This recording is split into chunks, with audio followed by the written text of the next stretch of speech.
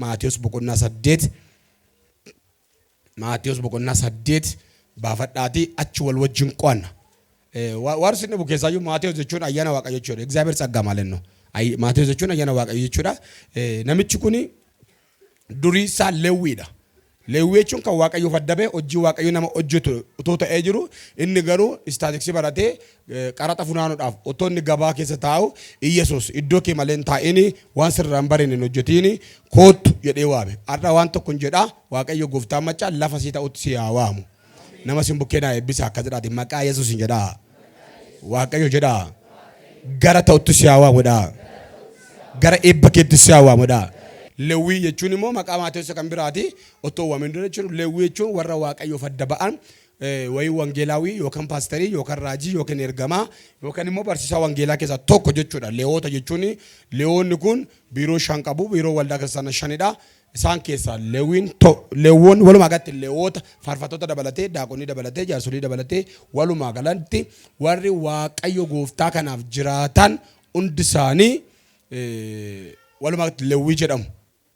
Maatiyuusis maqaa isaanii jalqabaa Leewwiidha. Leewwii jechuun otoo hin jaalatin nama Waaqayyoof adda ba'ee nama Waaqayyoof jiraachuudhaan malu.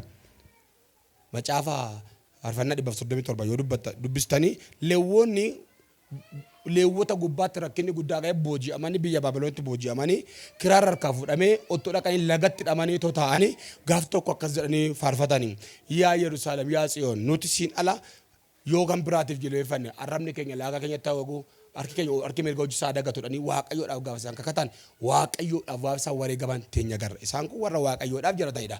Maatiyus gaalaadha. Ayyaana kana baateetu guddina kana baateetu dibata kana baateetu otoo inni qaraxa guuree nama attaallaluu dubartoota attaallaluu dinnicha irraa timaatimii irraa shunkurtii irraa horii irraa daanqotoo gibira fuudhu iddoo isaa malee ta'a. Jennaan Yesuus namni kun iddoo isaa malee hin bareedu waan ta'eef haadha iddoo isaatti hin deebisaa. Ilaa Waaqayyoo irraa badheen jedha uttuma naasaa jiru anaa ta'u siyaa ta'u haadha iddoo keenyatti galla. Iddoo nyaannee itti aara galfan iddoo itti dubbannee dhugaa argan mana keessa seennetti jireenya jiraan hojii keessa seennee harta aara galfan har'a waamicha sagalee kanaati Waaqayyo si gasha. Mina masi bukkee har'a iddoo eebbaatti galladhaanii. Jedhaa. Maqaa Yesuusiin jedhaa. Har'a jedhaa. Sagalee kanaan jedhaa. Lafa eebbaatti galadhaa. Afur qulqulluu akkas naan jedhe gaaf sagalee kana gubbaa deebii naan jira kana jedhe namaan fuudhee eebbatti gashuun qaba Waaqayyo. Kanaafidha Daawit maal jedhee Waaqayyo tiksee kooteedha. Akkani iddoo eebba kootii keessaa badee dhukkubaaf ta'ee salphadhee akkan hin banneefi na tiksaa Waaqni achi keessa na tiksaa jedhe. Yeroo inni dheebodhe bishaan haara galfii yeroo beelee marga lalisaa keessa yeroo aduun na gube muka haara galfii jala na jiraachisa. Duuni natti naanna'ee yoo jiraatayyoo waan tokko sodaadhu maal jenna Waaqayyo tiksee kootii. Haleluyaa. Kanaaf bakka gammaddan dargaggeessa ati farbeeko haqa too jaarratti sagalee kanaan gooftaan dhiibee eebba biraasi ka'a. Namasi bukkee bakka gammaddee haadha eebba keetti galtadhaanii. Nan dubbisa wal wajjin hin baranna waan ta'eef wal wajjin dubbifna. ከተራራም በወረደ ጊዜ ብዙ ሕዝብ ተከተሉት። እነሆም ላምጻም ቀርቦ ጌታ ሆይ ብትወድስ ልታነጻን ትችላለህ አለ። ኢየሱስም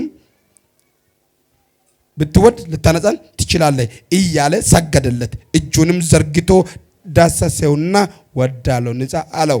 ወዳውኑ ላምጹ ነጻ ሆነ። ኢየሱስም ለማንም አትናገር፣ ተጠንቀቅ፣ ነገር ግን ሂድ ራስን ለካህን አሳይ፣ ለእነርሱም ምስክር እንዲሆን ሙሴ ያዘዘውን መባ ማቅረብ። አቤት ሰገሌ ገርተኒ አካነ መቶሉ አጣ በራተመን ሞመለ otoo yeroo sa'aatii dheeraa qabaannee macaafa kana sirriitti gadi fageessine amala nama fayyuuf yeroo akkaataa fayyinaa akkatti sammuun namaa fayyu akkatti golli namaa fayyu akkatti dargaggeessuuf danda'u akkatti waan jirru keessaa baanu dukkanni qe'ee keenya akkamitti akka nurraa cabu nagaan keenya akkamitti guutuu akka ta'u Waaqayyo akkamitti akka nu taasa'u sagalee kana keessa hin bara. Maatiyus kuni namni ayyaana Waaqayyo qabu kuni sagalee kana gaafa barsiisu maqaan gurguddooti Maatiyus qarat quraachee birriisa sababa abbaa qabeenyaati seertaan qaba garuu hin boqonne harka Waaqayyoo irraa akka ta'e sitti godha. Isatu nu barreesse Maatiyus nu barreesse kan ofiisaa dura deebi'ee bakka isa barate dhiisee bakka isa qaraxa qotu dhiisee bakka qabeenya argachuu dhiisee Yesuus kottu na duukaa bu'i maaloo isa kan koo caalaa eebbati keessa jirturra eebba amma birrii kee argatturra eebba digirii kee maastersii kee argatturra eebba aangoo kee gubbaa teessee argatturra isa duukaa bu'antu caalaa meekot jennaan ilaalee dhamdhamee adda baasee argee mitiiree Maatiyos achumatti dhiisee ati kaalaavaaniyaa nama kiyyoo saagatee kiyyoo haaraa qabatuun argaadhaani kiyyootu sitti geeddarama haleluuyaa galgalammoo sagalee tokko dhagaa'ela bidiruun Phexros duwwaa garaan Phexros duwwaa afaan Phexros duwwaa hunduma isaan guutaadha Yesuus hadhammoo saba kana Waaqayyo kennaa adda tokko nuu hiixatamee ameen jedha kanaaf iddoo kanatti maal jedha sagalee Waaqayyo namichi dhukkuba laamxaa qabu kun dhukkubbi laamxii Waaqan namatti dhufa malee namatti hin dhufu jechuun Waaqayyotu adaba godhee nama adaba namni tokko dhukkuba laamxii qaba jennaan eeshi eessaa dhufe dhukkubni laamxii kun yoo jenne Waaqayyo dhukkuba qoricha hin qabnedha intiniini laapiroos yookiin laamxii kan jennu kun namichi kun kaleessa dheengadda Waaqayyotu dhimma irraa qaba Waaqni dhimma irraa qabu kun namicha kana eegee dadhabnaan sirrachuu fi didee jennaan Waaqayyo dhukkuba laamxii gittimitti godha sammuu namaa keessaa siyaaqe eebba keessaa siyaaqe idirii keessaa siyaaqe sammuu namaa siqqees sammuu haadha keessaa siqqees sammuu abbaa keessaa siqqees jechuudha dhukkuba laamxii jechuun haadaa keessaa si gate dubbii namaa keessaa si gate namni dhukkuba laamxii qabu dhukkuba daddarbaadha waan ta'eef biyyatti dhalate keessaa gara dukkaana gara biraatti gatama faarfachuu hin danda'u lallabuu hin danda'u nama idirii dhaquu hin danda'u yoo inni du'e isa hin awwaalan foorkaa wayitiin muka wayitiin fagootti daddarbachaa dhaqanii itti darbatanii mukicha sin gubu sababa isaatu laamxii tuqee waan ta'eef dhibee baay'ee jibbisiisaadha haati nama baqatti hinda'u sanyii nama tokko keessaa namni tokko laamxii qabannaan sanyii sumulula kun koronaa sanaa jechuudha hin qoratama fagootti qoratu maaksii dhatanii qoratu sababiin isaa dhibichi dhibee daddarbaadha waan ta'eef kanaaf namichi kun dhukkuba akkanaatiin rukutamee dhukkuba laamxii qaba laalaga dhukkuba laamxii jechuun dhukkuba garaa ciniinaa miti dhukkuba garaa boowwoo miti dhoksuun hin danda'amu alaan mul'ata warra na wajjin jirtan ol kaasaaga wakka deebisadha bakka waan wajjin jiran gaariidha so nama akkatti arganuti namni kun amma otuma akkatti jibbamu otuma akkatti gatamu du'amoo hin fayyalaata waan tokko dubbadhu haala xiqqee jirtu baay'ee ulfaataa ta'u haala xiqqee jirtu baay'ee danqaa ta'u haala xiqqee jirtu dhukkubsataa ta'u haala xiqqee jirtu abdii kutannaa ta'u furmaanni tokko jira ammayyuu Israa'elootaaf abdiin jira sagalee kee lukaasi anaaf ammayyuu abdiin jira jedhame haala kam keessa jiraadhu hinduune waan ta'eef jirta waan ta'eef rakkadhu dhukkubsadhu fira dhabiyyuu omaa gadameessi kee mucaa baachuu waa dadhabu sammuun kee yaadu dadhabu iyyoomiyyuu sammuu namatti kaadhu garuu waaqni akkas naan jedhe nama guddaa godhu nama tokko jira gubaa'ee gara jedhe Waaqayyo nama waaqni namatti maku nama waaqni irra galmeessa haaressuuf kataaraa jaaniyaa nama Waaqayyo irra doseessa tokko jedhe lakkaa'ee balbala duraa fuudhee qixxee mootii teessisu nama miila hin qabne nama waaqni miila ta'uuf tokkotu gubaa'ee kana jidduu jira kanaaf namni kun jiraachuu keetti amantaa yoo ta'e sirriitti harka rukutaa galateeffadhaa. Ilillee biraa fi ililleen beektoote foonichuudhaan gooftaa guddaa kana ol qabaa.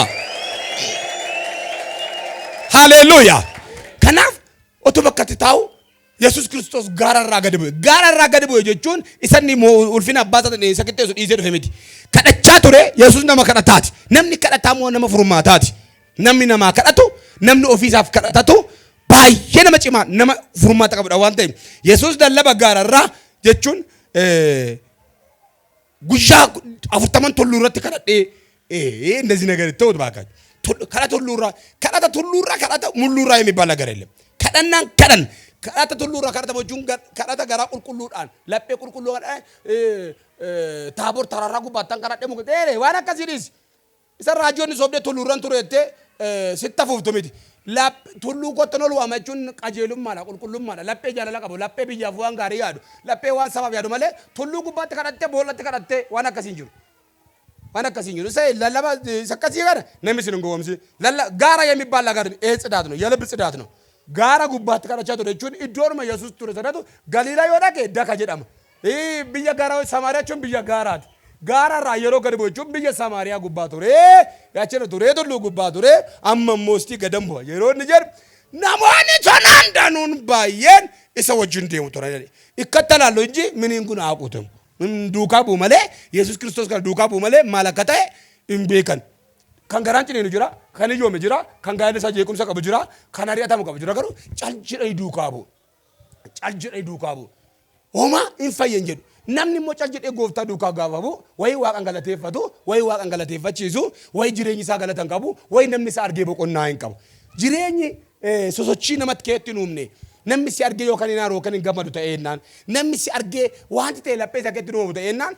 Fedhii nama tokko kaastee waan ta'eef hin gootu ta'ee jennaan. Jiraachuun kee jiraachuu horiirra hin caalu. Kanaaf namni na si argu yookaan haaruu qaba yookaan gammaduu qaba. Wayin hojii jaalachuu qaba yookaan tsaloota jaalachuu qaba yookaan macaafa qulqulluu dubbisuu qaba. Namni na si arge jireenya isaa gubbaatti influensi gochuu danda'utti jiraata. Ati jireenyi kee ergaa qaba. Namichi kun dhaabbatee of arge. Namni of argu malee gara waaqayyootti hin deemu mitiire. Inni Luqaas boqonnaa 15 mucaan mana abbaati bade. Abbaa ko qabeenya ko naa kenni namba attam bakka sirraa fagaachuun barbaade si wajjin jiraachuun barbaade. Barbaade qabeenya isaa ga'ee isaa kenneef jechuun mirga isaa kabajeef jechuudha. Kiristaanummaan bilisummaadha. For freedom kiristeetas firiidha mitiire. Birmadummaatti akka jiraataniif Kiristoos maal godheera. Birmadummaa sin baaseera miti. Yoo barbaade waaqeffatta yoo barbaade hin dhiifta. Yoo barbaade hin jiraatta yoo barbaade hin dhiifta. Waldaan naa dhuftu sodaa paastarootaan sii galuutu itti jiraata. Dhugaan sii galuutti jiraata. Yoo wangeelatti maxxante yoo dhugaadhaaf jiraatte yoo waaqayyotti jiraatte jireenyi kee maal akka ta'u fuulli kee maal akka ta'u sochiin kee maal akka ta'u oolmaan kee maal akka ta'u sii galaa jechuudha. Kanaaf jireenya kee keessatti daddafee sammuun kee hin banamu yoo ta'e daddafee dhugaan tokko siin galu yoo ta'e waldaa keessa teessee hamuumataa taata. Namatti gufuu taata. Ba'aa uummataa taata. Kanaaf sii galuutti jiraata. Kaalkuleet godhe Yesuus duukaa bu'uun bu'aan samaan Yesuus Kiristoos namoonni baay'atanii duukaa bu'uun akka jedhe adda baafadhaadhe. Inni sin jettan kun illee hundumtuun ta'a adda baafadhaa. Duraan dursaa jedhe mootummaa koof qajeelummaa koo barbaade. Nama mootummaa koo dhaalu ta'a nama qajeelummaa hojjetu ta'a. Duraan dursaa jedhe. Kana booddee immoo wanti sin barbaachisu bu'aa mootummaa waaqayyoof jiraachuuf qajeelummaaf jiraatuuti. Qabeenyi soorummaan fayyummaan dhukkubarraa bilisa ta'uun gaa'ela gaarii qabaachuun ijoollee qabaachuun bu'aa anaaf jiraachuuti jedhe jala sarare. Anaaf mucaan Luqaas boqonnaa 15 keessaa sun maal ta'eedha hin bade miti mana abbaati. Yeroo badu akka barbaada jiraate firiidamiidha waan ta'eef. Inni sagaagalee amtuun dhorkine inni dhugee inni dhorkine dubartoota geeddarate inni dhorkine fataayidha jiraate dhorkine birriin immoo qaanii hin beektu. Baawutti kaatee nan deebiteen galtu birriin. Muxuxxinnaan kiisiin duwwaa ta'e. Birriin waa'ee birrii sirriitti dhaggeeffadhaa. Warri isin jettanii birrii facaaftan. Birrii irratti facaastu deebi'een biqilu taanaan hin facaasin. Jechuun tooftaan birrii bahu malee deebi'een galu. Inni Maatiyos keessa maal jedhe dhaqee birrichaan maal godheedha hin biteedha. Waan qabatamaadhaan bite. Deebisee waan gurguramu bite. Warroonni cal jettanii mana sigaaraan mana suusii mana puulii mana karambullaatti fixxanii akkuma karambullaa sun namni taphatoo dhabe duwwaa ta'u jireenya kee gaafa keessa dhabe duwwaa taata. Sammuu namaa keessa duwwaa taata. Waldaadha duwwaa taata. Agalgaa'ota bira duwwaa taata. Hafuura waaqayyo bira duwwaa taata. Warras teessanii dhaggeeffattan bichaan harkeessan na agarsiisa. Dhaggeeffachaa jira kan jettan. Issee harka arguutaa galateeffadhaa. Gaafa birriin dhumu sammuun dhiphachuutti ka'e. Maalan nyaadha maalan dhugachuutti ka'e. Sana booddee ani gara mana abbaa kottan deebi'e. Kaabbaatu beet riqoo nabbare. Laabbaatu alamataazas ሳይታዘዝ መኖር ጀምረዋል። የአባቱን ፍቃድ አቆመዋል። አሁን መፍትሄው ወደ በፊቱ ክብር ለመመለስ ወደ እግዚአብሔር መመለስ አለበት አይደለም? ከናፊን ሉቃስ ቦቆና እነነ መለለባ ማቴዎስ ጉኒ አባ ሰረፋ ጋቴ ቶሪ ኢየሱስ ሰረፋ ጋቴ ቶሪ ክርስቶስን ክዶ ነበር። አማ ጋፈ ዱኩምሳ ኮኒ ላምጢንሳ ኮኒ ፋዩዳፍ ማልጎቹ ቀባ ድርቀማ ገራ ክርስቶስ ተማልተው ቀባ ገራ ኢየሱስ ጡፌ ደምቲ አማሪፊሳማ ወደ ኢየሱስ ቀረበና ይላል። ርቆ ነበር።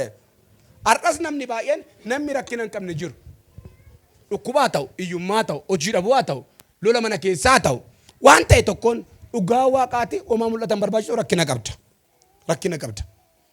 Wada abbatu wada Yesuus qarrabeela.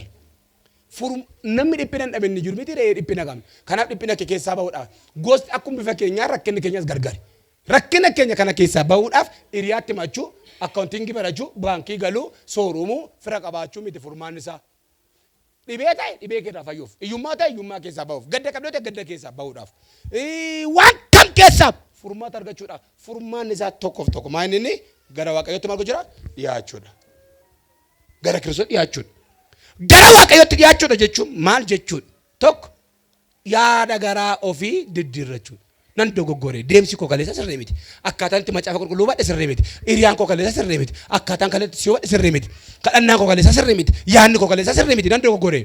Wayne hiriyaan badee, oolmaan badee, aasaan badee, waaqayyo bakka nan gaabbee akkasuma miti mucaatiin Luqaas inni boqonnaa 15 gara abbaa kootti deebi'ee maalan jedhaani waaqayyoonis gaddisiiseera sis gaddisiiseera dhiifama naa godhin jedhaani jedhe warra zirtamee harkan agarsaa sinii gala jira afaan koo nagaamatti warra duuba ganaa bal'adna meeshaa sitti daddabala giddiin jiru waaqayyoon bal'isaa akka bal'adnu waaqni nutti meera gara mana abbaa kootti deebi'ee waaqayyoos gaddisiiseera abbaa koos gaddisiiseera waa sitti bobboleessa fayyuu barbaadda gara waaqatti deebi'uu barbaadda gara waaqayyootti deebi'uu jechuun dhufanesti jilbeeffatanii qalbii diirachuu ta'an karaatti obboleessa kee ijoollee ta'e waaqatti haram barbaadan akka obboleessa kee dhiifama gaafadhu.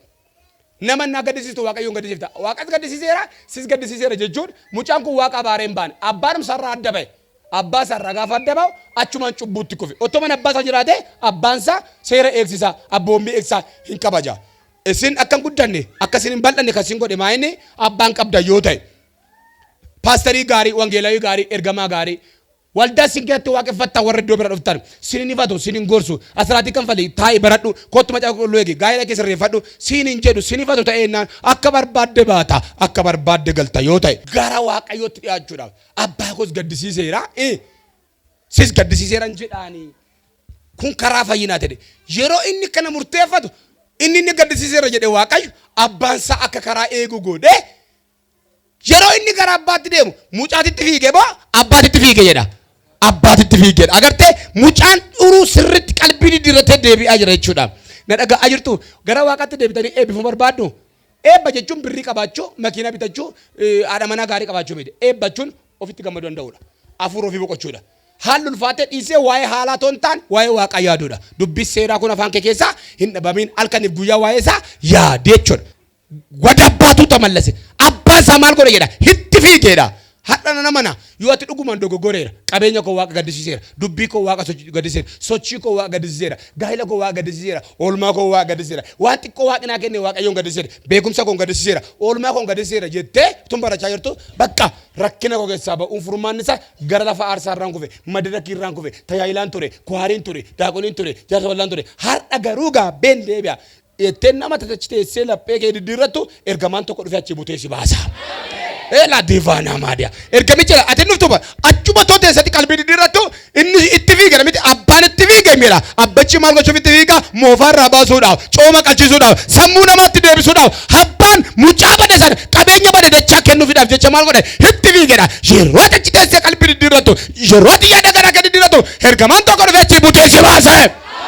Daawud akka jedhe dhoqqee akka suphee nama qabu keessa argise na baasee jedha iddoon abdii kute iddoon kirkirradhe fuudhetti keessa buteena baaseera ha impereperamu kanarra jedha kanaaf achi butee si baasa qalbii diddiirraa jechuun as dhufanii jilbeeffachuu ta'an achuma taa'anii murteessanii bakka kaleessa dheengadda ani beeka dogoggorri koo maal akka ta'e naa galeera kana booda ani jireenya sirriin jiraadha qabeenya kootiin haa ta'u beekumsa kootiin haa ta'u haasaa kootiin haa ta'u oolmaa kootiin haa ta'u maalan godha ani gara waaqayyoottan deebi'edha furmaanni dhiphina keenya inni guddaan gara waaqatti deebi'uudha madureen keenya ganama kana furmaata dhiphina keenya jedha የችግራችን መፍትሄ furmaata mana kee furmaata dhibee kee furmaata gadda kee furmaata waan rakkina kee kamii furmaata haala biyya keenya furmaata sababa biyya keenya furmaata kan jedhu Oromiyaa fi Itoophiyaa furmaata kan ta'u ati biyya alaa jiraachuu araba jiraachuu eessa jiraachuu miti